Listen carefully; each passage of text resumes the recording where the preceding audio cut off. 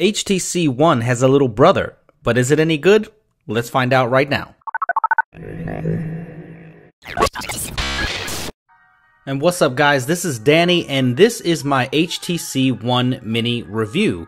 And I've been using this thing for a few weeks now, and this is probably one of the best mid-rangers that I've used this year. It's basically an HTC One miniaturized, and it still carries over a lot of the awesome things about the HTC One. So you cannot talk about the HTC One Mini unless you talk about the HTC One. Probably one of the best Android devices of 2013. One of my favorites if you've been following my channel at all. But let's see what is different, and let's see what is exactly the same about the HTC One and the HTC One Mini. Now, to the untrained eye, these two devices probably look exactly the same, but you can see that it still carries over that beautiful, gorgeous metal design over to the mid-range, and it's nice since most mid-rangers do not have this premium of a build. So they pretty much took everything that was great about the HTC One and just miniaturized it and put it into the HTC One Mini. And you can just see how similar these two devices are, but they do carry some differences. So even though this thing screams HTC, let's go over the differences. The screen is a 4.3-inch Super LCD 2 display, which is 720p resolution, 342 ppi, surrounded by Gorilla Glass 3, and it's down from the 4.7-inch Super LCD 3 in the HTC One. But this thing runs Sense 5 running Android 4.2, and it is very snappy even on this lower clocked hardware. And Sense 5 is definitely one of the faster skins that we've seen on Android this year, and even on the Snapdragon 400 chipset, this thing still flies. One of the best features from the One are carried over: the boom sound stereo speakers with the appropriate sensors and the wide angle front facing camera, and on the bottom that second boom sound speaker with the home and back capacitive buttons, and these buttons work exactly the same as they do on the One. But some things are different, and what's omitted is the NFC. So there's no NFC on the HTC One Mini. And if you look on the side, the volume rockers are also separated, so a little bit different there on design. And there is no IR blaster in the home button, and the side is not just partial plastic anymore, it's entirely plastic around the outside. Now, just because this is a mid-ranger does not mean they skimped on this display at all. The Super LCD 2 display is gorgeous. It looks great, the color replication's fine, and also the viewing angles are incredible. So definitely a great display from HTC, and you will not be disappointed in the display at all. Now, the boom sound stereo speakers, they sound good on this phone, but they don't sound as good as the One because the speakers are smaller, but it definitely blows away a lot of smartphones out there. And this thing retains the 4 ultra pixel camera technology, but look at the size of the camera itself, it does not contain optical image stabilization. So as I stated before, this is a mid-ranger, a 1.4 GHz Snapdragon 400 processor that is dual core with 1 GB of RAM. And let me tell you, this thing really had no problem with performance. I mean, look at it, handles blink feed fine, the UI is buttery smooth, and even on graphically heavy websites like The Verge, it had no problem with scrolling, and pinch to zoom and everything like that worked perfectly fine. Now, sometimes it will bog down due to the 1 GB of RAM limitation, and it'll have some stutters here and there, but just close out your apps. But for the most part, it worked just fine. And even graphically intensive games, such as Asphalt 8, ran just perfectly fine on this HTC One Mini. And let me show you exactly how good these boom sound speakers are. I'm gonna let you listen to the sound and look at the gameplay.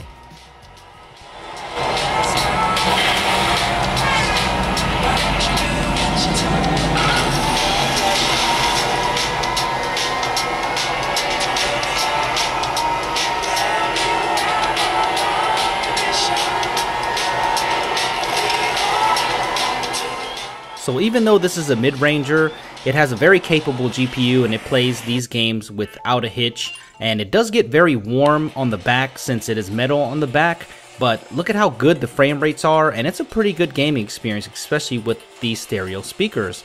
And I don't think you'll have any problems with gaming on here, especially these casual games and graphically intensive games.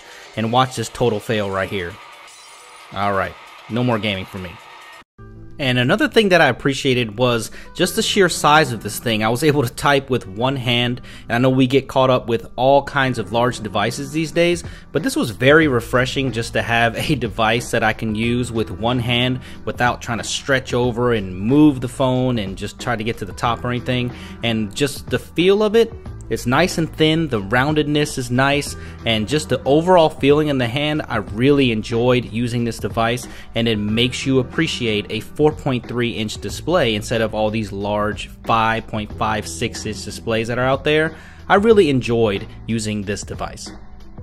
So let's touch on call quality, and this is over the AT&T 4G LTE network, and this is one of the better handsets that I've had this year for voice quality. Very nice, crisp earpiece.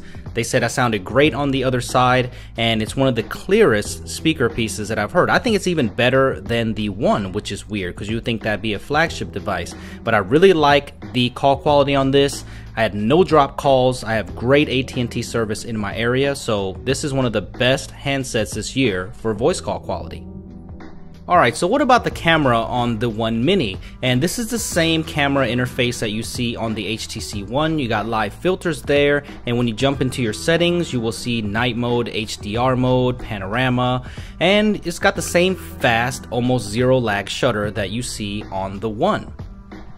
Now the images, they're very comparable to the HTC One because they share the same sensor, and it's got the same 4 ultra pixel camera technology, which is 4 megapixels in resolution. So if you're looking to blow these pictures up, then this is not going to be the camera for you. But look at how good the low light performance is on this.